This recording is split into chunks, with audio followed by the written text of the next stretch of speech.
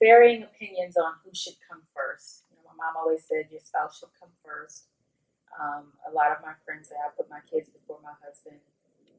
What are your thoughts on that, and how you've approached your marriage?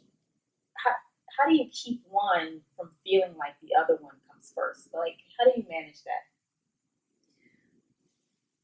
I think to compare your kids to your husband is a very dangerous thing, because your husband you chose to be around, and vice versa. You guys chose to, marry and fuse as one. Your kids are a part of you. So they're very different. I mean, your kids have similarities to you, your genetics, your personalities sometimes. You've actually labored to have them. For a woman, for me, you've labored to have them. So my relationship with them is very, very different from my husband's. I would say that I would not put one before the other. I mean, biblically, they say that the husband comes first, right? Because that's your structure, that's your foundation. Yeah, the household. I was a little bit in reverse because I had kids, right, before I had a husband. But, when you look at your husband, you and him are your foundation.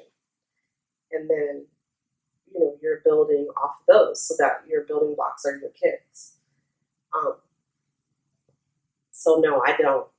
I try not to put one before the other. I mean, we talk about it. Of course, I can recognize his, love for them is different than his love for me, and vice versa. I don't love my kids the way I love my husband. It's impossible, but it's hard to balance. As they get older, I think you see people that got married, then they had kids, and then they raised their kids, and then all of a sudden the kids are out of the house, and so are they. It's like, how did that happen? But you spend so much time nurturing your kids and getting them where they need to be, that I think when that happens, it's because 18 years, 20 years, you're like, and who are you? Yeah. And that's difficult. That's something that you have to kind of start working on as they get older. Is that, okay, they're starting to get older, so we can spend a little more time together. And who are you? Because you've changed by now. You've changed, exactly. Yeah, and do I like the changes? Can I adjust to the changes? Because it's all what you can adjust to. But I think that if you kind of recognize that, okay, they're not going to be here forever in our house, how do we transition once they're gone? Right. For Terrell and I, that's going to be, and we talk about it because I know that it's going to happen at some point, as we started our relationship with kids in the house. We've never not had kids in the house. Yeah. And then we waited almost a decade to have the two more. And so now we see them getting older pretty soon. It's just going to be me and him. And we've never done that piece. Y'all not going to know how to act. Luckily, he likes to tinker. Yeah. So we're both independent. Like, we both like to do stuff independently. And we like to do things together. So hopefully that, helps us through. But we have recognized it. We've recognized this. I remember one anniversary, and I don't remember what year. Maybe it was 10. Maybe it was 9. I'm going to say it was 9. We go to Seattle. My sister and brother, we didn't realize that we had done it, but we all got married in the same week. So we're going for my sister's wedding, and it was Terrell and I's anniversary. So it was just the two of us. We flew out, and we go down to have dinner, and we're sitting across from us. And we didn't have nothing to talk about but the kids. And then I'm thinking, oh my gosh, who is this dude? Like, we had nothing to talk about. It was like the worst date. It was like one of those dates where you just met the guy and you're like, he is not for me. Yeah, you want to get up and go to the bathroom and leave. You want to get up and go to the bathroom and leave. And that was kind of an eye-opener, like, ooh, how did that happen? Because, wasn't there the year before and we just didn't recognize it because we spent our anniversary with the kids or whatever. It just hit us all at once. And we had to say, okay, we recognize this, and then what do we need to do? But So we got you guys consumed. made some changes. We got consumed, ate up by the children. And they will do that. That's an eye opener. Yeah, they that's will not- do I mean, that. you even find yourself doing it with your friends. Like I was sitting at dinner or drinks or something with one of my friends last week, and the whole conversation we talking about the kids, and when we said that we're not going to talk about children, but somehow that's where we ended up, and it's yeah, I can totally relate. I'd rather be there than talking about our medications. You know, have you been around your papa? And they're talking about their medications. Yeah. I don't want to do that either. Or how many times they had to go to the restroom. Oh my Yeah, gosh. I get it. So, All right, so what about you? What do you do for you? How do you squeeze in the me time, the self-care? How do you prioritize it? Or do you even? so luckily, I chose an occupation that has a lot of me time in it. Because I come to work and I hang out with these amazing ladies and I chat and we listen to music and we laugh. And that is helpful for me. I think part of it is just, you know, in what I do for work. And like I said, our schedules are a little bit opposite. So like I'm off Mondays. And if I want to lay on the couch and binge watch TV, Terrell doesn't like dramas. He only likes comedy. So I will sit and watch my stupid shows he doesn't like to watch. I have plenty of things I like to do that are just for me. I'm not scared to go out of town without him. We do that. Sometimes I'll go out of town without the kids, you know, for a very short period of time, and he's completely okay with that. So You make it work.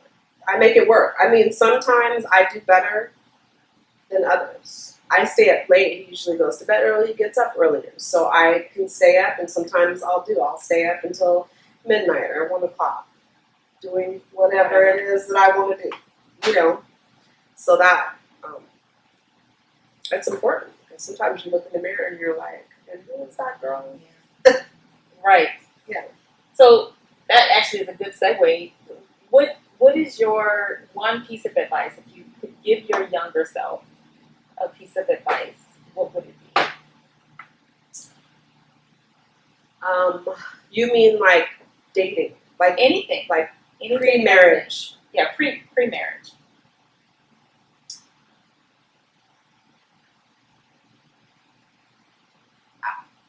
And this is probably for me also, but also because I talk to women all the time, we have to put our lists away. We have to.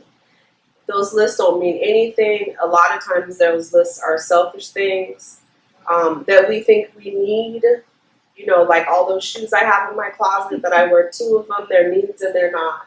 I mean, they're wants and they're not needs. And I think it's important to recognize our needs.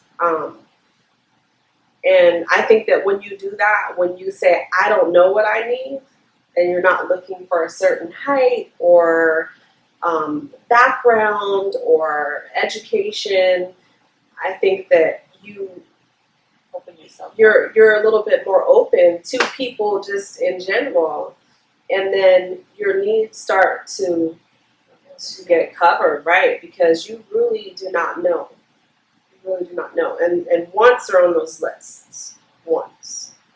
Very interesting perspective. So that would be one, and you know, make sure that you have a foundation is very important. And also too, and this was something that when we went to marriage counseling that we picked up, and it's important for you and men.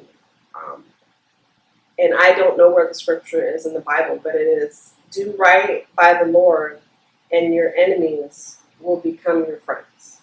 Mm. Because sometimes we have enemies in our house. You know, our husbands or our wives become our enemies. We're not perfect, so sometimes we do stuff that a lot of people will walk away from, you know. And that whole turning around and doing right is important. You can't cover up wrongs. You have to do right, and then typically things will turn back around. So those would be my pieces of advice. Is that what the key to your successful marriage has been, doing right by the Lord? Would you say that's the key to your success? Yeah, I think so. I think when you when you look at who you are and how you are with people in general, I think it definitely plays on your husband and your relationships and how you hold relationships. And so I do think that it is important. And then too, to recognize, because we're not perfect, that sometimes, I wasn't good. So I have to, tighten back. You have to be able to look at that and say, okay, that didn't go the way I wanted it to, or whatever. Sometimes that's just in your thoughts, But yeah, I definitely think it's important. Well, I do. Thank you, Nichole. I really appreciated this time with you. I mean, you and I talk every time I come in here, but I don't ask you these specific questions, so it was great to get your insight on these topics. So thank you, everybody, for watching. Please tune in for our next episode. Go out and do something great for your marriage today.